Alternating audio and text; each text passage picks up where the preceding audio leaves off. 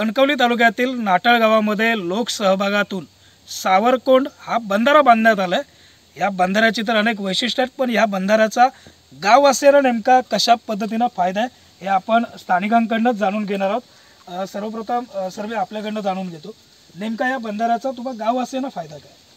कसं आहे की या भौगोलिक परिस्थितीचा विचार केला तर एवढ्या प्रचंड प्रमाणामध्ये पावसाचं पाणी जे नदीवाटे वाहत जात होतं ते कोणीतरी अडवणं हे स्वप्न होतं।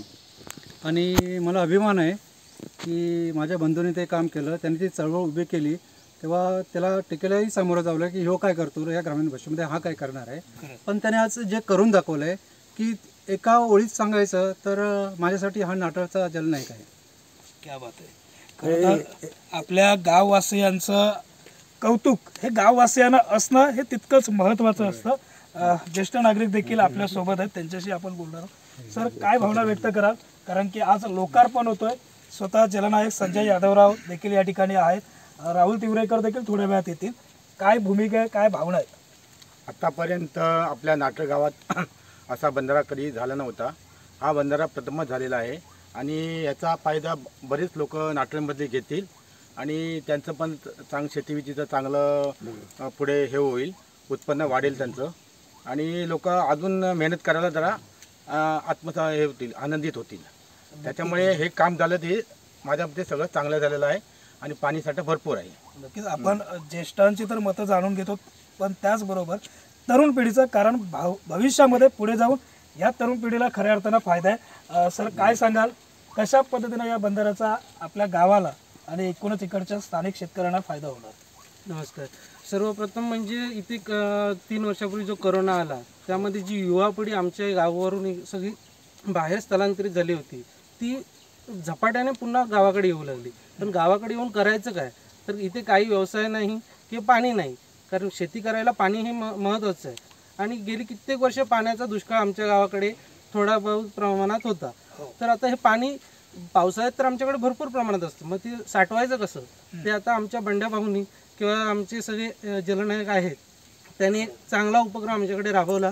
एक नदी खोलीकरण झालं, आज बंधारा होतोय, पुढे बऱ्याच प्रमाणात हा बंधारे वाढत जातील आणि आम्हाला चांगल्या प्रमाणे रोजगार तरुणांना इथे मिळेल अशी आशा सगळ्या तरुणांना इथे वाटते। निश्चित। खरं तर मगाशी मी बोलतानाही बोललो की संजय यादवराव आणि विश्वनाथ सावंत यांची मुलाखत घेत असताना आम्ही बोलताना सांगितलं होतं की हा बंधारा जो आहे हा फक्त नाटळ गावात झाला इतकंच मर्यादित नाही, तर हा पथदर्शी प्रकल्प म्हणून संपूर्ण कोकणात नव्हे तर महाराष्ट्रात राबवता येण्यासारखं आहे, कारण की अवघ्या काही रकमेमध्ये हा बंधारा तयार झाला आहे। समीर सर, काय सांगाल, काय या बंधाराचं महत्त्व तुमच्या शब्दात व्यक्त करा?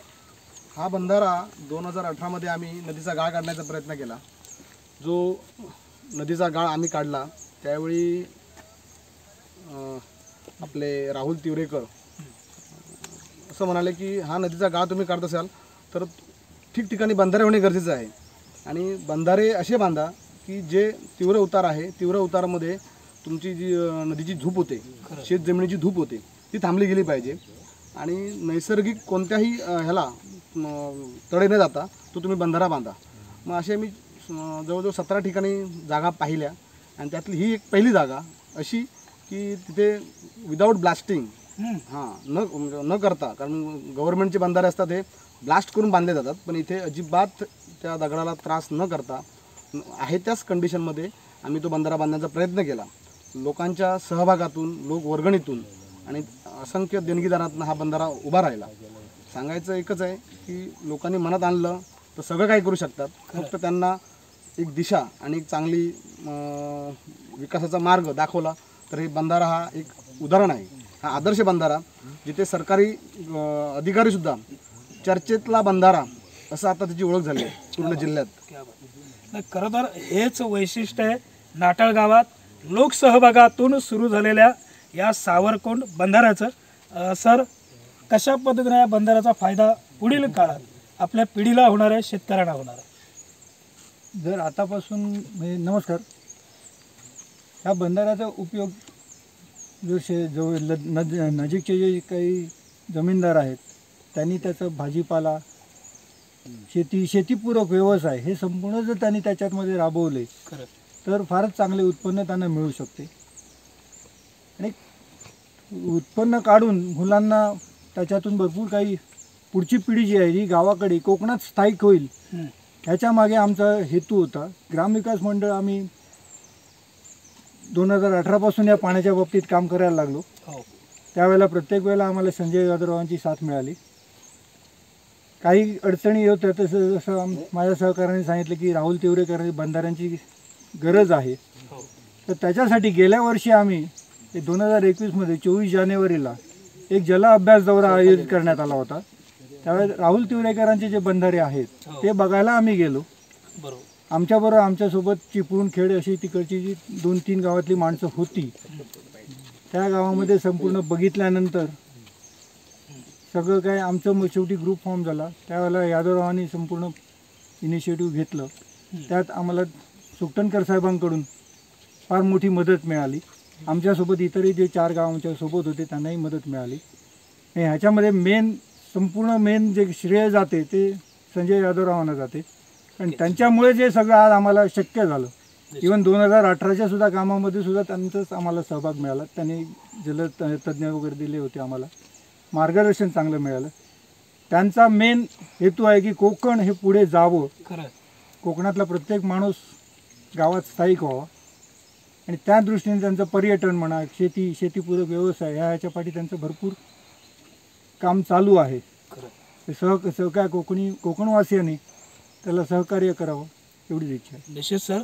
खरं तर संजय यादवराव असतील, राहुल तिवरेकर असतील, यांनी जी काही ही चळवळ सुरू केली आहे, चळवळीला आजच्या घडीला मूर्त स्वरूप आलं आहे. या ठिकाणी नाटळगावचे सरपंच देखील या ठिकाणी दाखल झाले. सर काय सांगाल, काय भावना आहेत? कारण की गाव नाटळगाव हा खऱ्या अर्थानं आता जलसमृद्ध होतोय. हा पहिली पायरी नाटळगावानं या बंदराच्या रूपानं या ठिकाणी सुरू करतोय, लोकार्पण होतोय. आज तुम्ही सरपंच म्हणून नेमकी काय भूमिका मांडाल, काय भावना व्यक्त करा? आता पहिलं म्हणता याच्या अगोदर गेले 5 वर्ष हे मंडळ काम करत आहे. मी पाहतोय म्हणजे नदीचा गाळ काढणे वगैरे हे चांगलं काम चाललेलं आहे. आणि हे बंदराचं काम तर उत्तमच झालेलं आहे. घ्यायचं म्हणजे तर चांगलं. ही जी मंडळी आहे थोडी मंडळी मुंबईची आहे, मुंबईवरून इथे येऊन हे काम करतायत.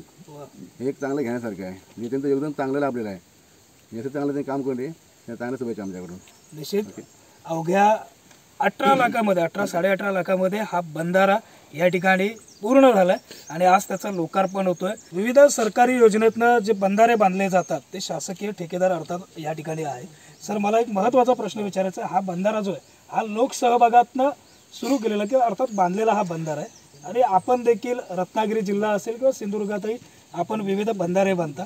नेमका फरक काय व्यक्त कराल, ह्या बंधाऱ्याबाबत काय सांगाल? सरकारी बंधारे जे आहेत हे पूर्णपणे गव्हर्नमेंट एस्टिमेट करून त्यांचा एक टाईप वर्ग असतो, एक एस्टिमेटचा बंधाऱ्यांचा. प्रत्येक ठिकाणी एकच टाईप मिळेल ऑल ओव्हर महाराष्ट्रात. म्हणजे वेगवेगळ्या याच्यातून एक भूमिगत बंधारे वगैरे असतात. पण ह्या बंधाऱ्यावर सांगायचं, ह्या बंधाऱ्यात वेगळं टेक्निक जे आम्ही पण आजपर्यंत कधी बघितलं नव्हतं.